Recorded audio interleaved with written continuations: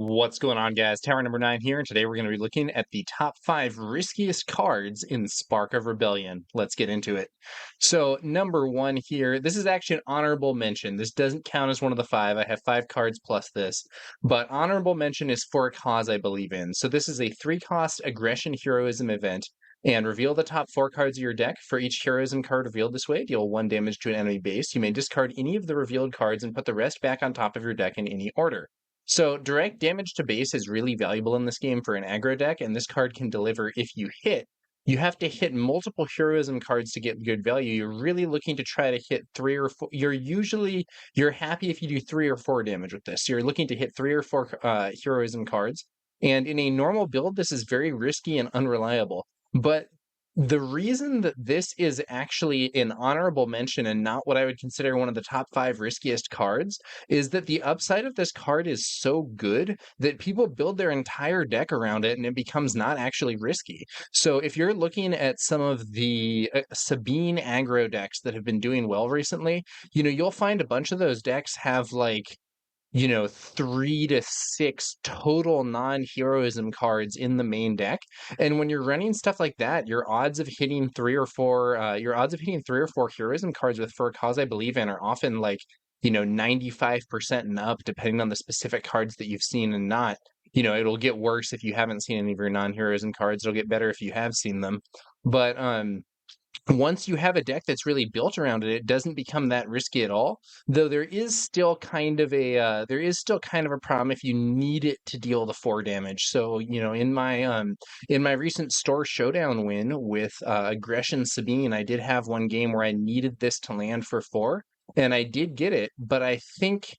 I don't remember exactly what was going on, but I wouldn't be surprised if somebody told me that the odds of hitting 4 for 4 were only like 60% or something with the way that my deck was configured at that time, like 60 to 70 or something, which is decent, but it's better than not, but it's still not reliable if that's what you're looking for to win the game. However, as a whole, because you can build your deck around it For a Cause, even though it's really risky if you're playing it in like a normal draft deck that has a bunch of non-heroism cards, it's not actually risky.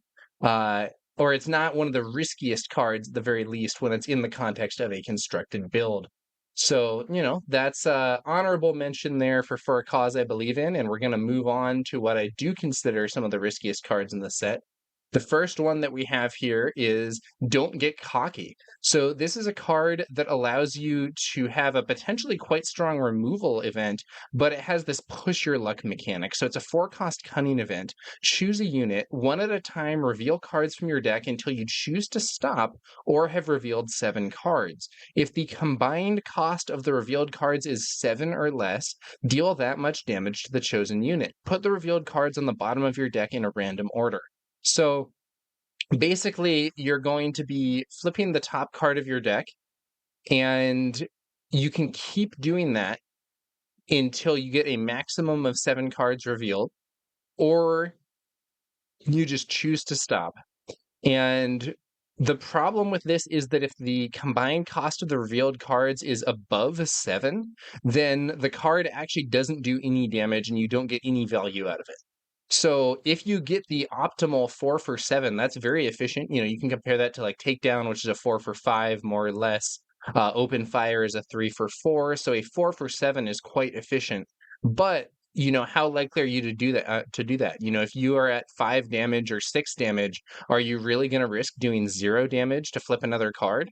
So this is an interesting one. And it has some definite risk to it. I've seen the card hit for 7. I've also seen it do nothing. The unreliability overall makes it pretty questionable. I have actually seen it do well in draft, but the fact that it's a rare card means that it doesn't come up all that often in draft. And I think in constructed play, people generally prefer to use more reliable answers. So this is one where it's a risky play, and I think it's actually risky enough that the player base has sort of shied away from it. That doesn't necessarily mean that it's bad. Like I said, I've seen it do well in draft. I've played it myself. I've had it played against me. When it does land for 7, that's pretty high impact. But The other thing is sometimes if you're targeting a smaller unit or a unit that's already been damaged or whatever, you don't need it to hit for 7. Like maybe you play this and you only actually need it to hit for like 4, and that makes it much less risky because you don't have to try to push your luck as much to get that maximum damage. Overall, I actually think it's a pretty decent card, but I think the player base has shied away from it because of the risk factor, at least in constructed play thus far. All right. Next up, we have Chopper. So Chopper is a 1-cost 1/3 cunning heroism ground unit. He has the Rebel Droid and Spectre traits. While you control another Spectre unit, he gains Raid 1, allowing him to hit for 2 damage instead of 1 when attacking. And on attack, discard a card from the defending player's deck. If it's an event, exhaust a resource that player controls. So Chopper is generally not very efficient compared to other options, so the 1/3 stat line is really not so good, even with the conditional Raid 1. I think players would much rather play R2-D2, for instance, instead of Chopper in most cases. However, Chopper's on-attack ability can be devastating if it lands. So a lot of players are crafting hands where if you lose a resource, that blanks the turn, basically, especially on turn 2. You often see people where it's like, okay, when I'm thinking about what to resource and what to keep in my hand, I have the like 2, 3, 4, which is going to be I'm going to play this 2-cost on turn 1, the 3-cost on turn 2, and the 4-cost on turn 3.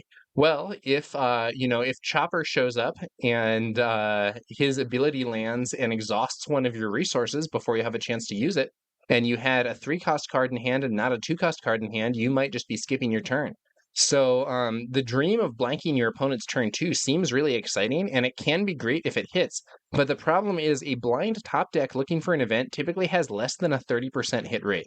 So most decks are playing probably in the range of like 10 to 20 non-units, which in a 50-card deck is going to be, it's going to be like in theory, something like a 20 to 40% hit rate. But the problem is a bunch of those are often upgrades and few people are at the full 20. So as a result of that, like if someone has like 10 or 15 events, you're looking at a 20 to 30% hit rate. And that's just not that reliable. And there isn't a direct downside. So it's not like there's the chance that the attack as a whole does nothing. You still get your damage. But the problem is that Chopper's inefficient stats make it so that if you don't hit this ability, you might be wondering, well, why did I put Chopper in my deck and not R2?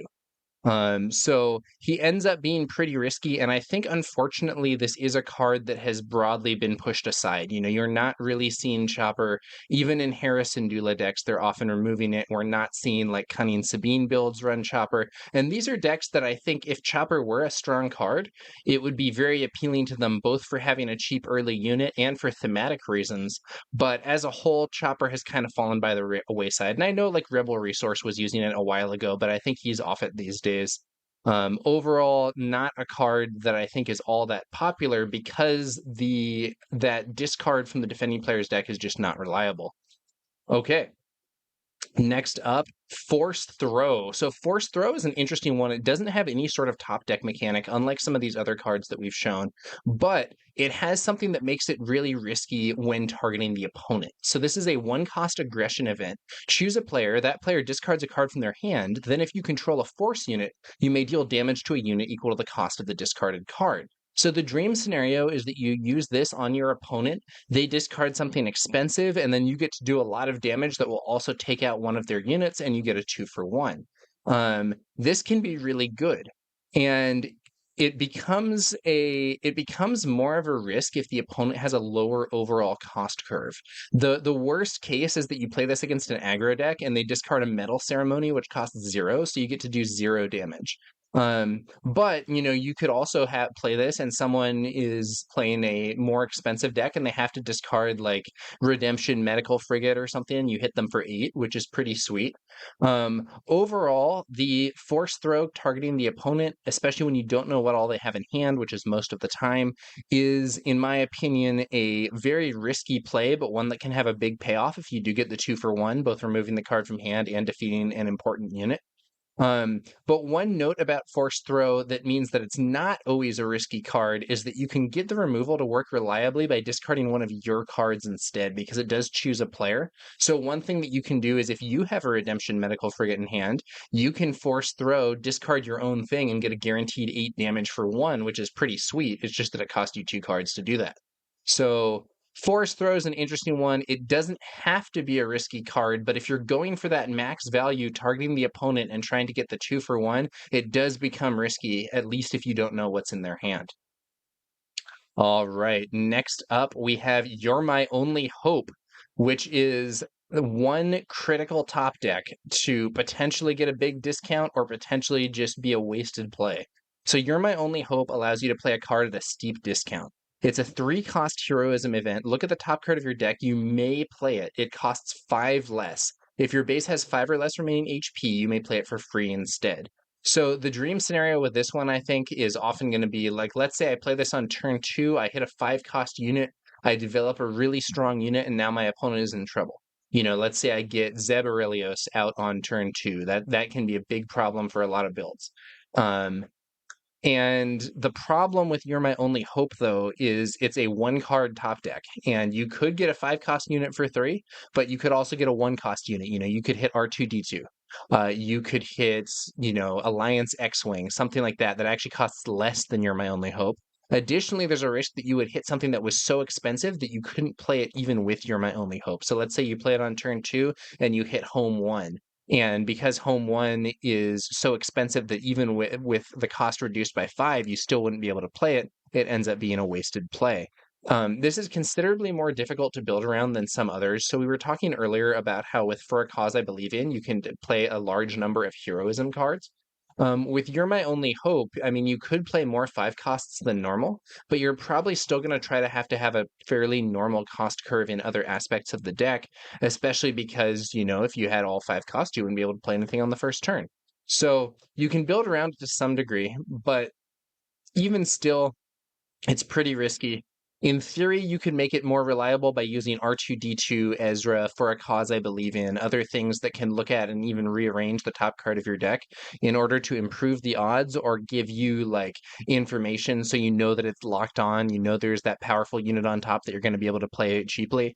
But as a whole, You're My Only Hope has not really found a competitive place thus far. I do think it's one to look out for in future decks, and one thing that people have sometimes discussed is, wouldn't this card be great if you could put it in a Thrawn deck without the aspect penalty? Because Thrawn's ability to peek at that top card could be really handy. However, there's no real way to do it at present, and it isn't a good card to play out of aspect for Thrawn, because the whole point is that you discount the card by 5, and you play this for 3, but if you're paying the aspect penalty, then you played this for 5, and you discounted the card by 5, so it didn't actually give you a discount.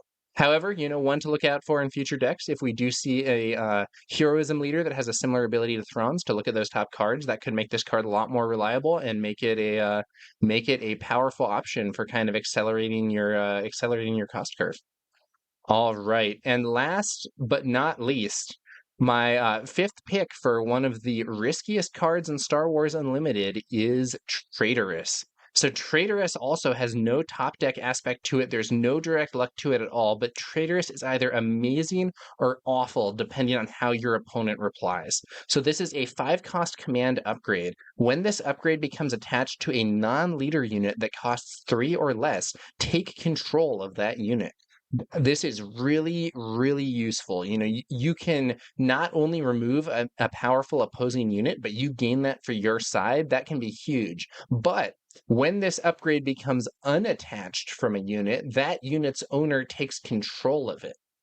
So the risk here is that Traitorous in the best case scenario is one of the best removal cards possible, because not only does it remove your opponent's unit, it gives that unit to you, which is huge. But the risk is if the opponent has upgrade removal and they defeat your Traitorous with it, they get their unit back immediately. And all the upgrade removal that we've seen thus far in the game is substantially cheaper than Traitorous and or has other upsides.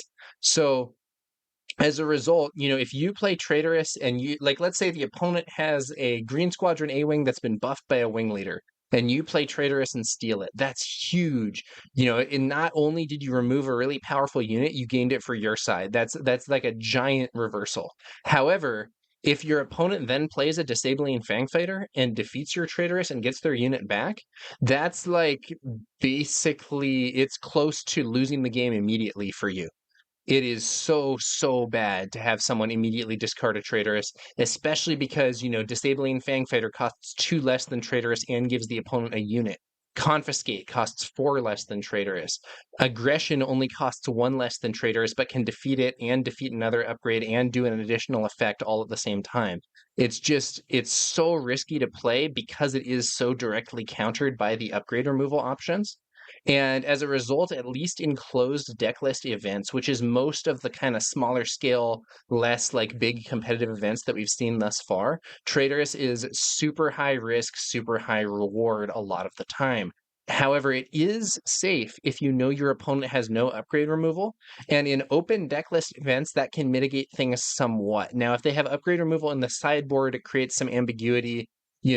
Maybe you're going to side out your Traitorous when you see that the opponent has those Fangfighters or those Confiscates in the sideboard, but then again, you might keep them, and then, is your opponent actually going to bring those things in? Maybe your opponent is going to think, oh, this player will see that I have the Fangfighters and will side out their Traitorous, and therefore I'm not going to side in my Fangfighters, and just the presence of them on the list will suppress them. But then if you think your opponent's bluffing and you call their bluff and keep it in, you get these like mind games and so on. Um, so overall, Traitors can be an amazingly strong card, but it can also be countered so hard by just relatively basic things.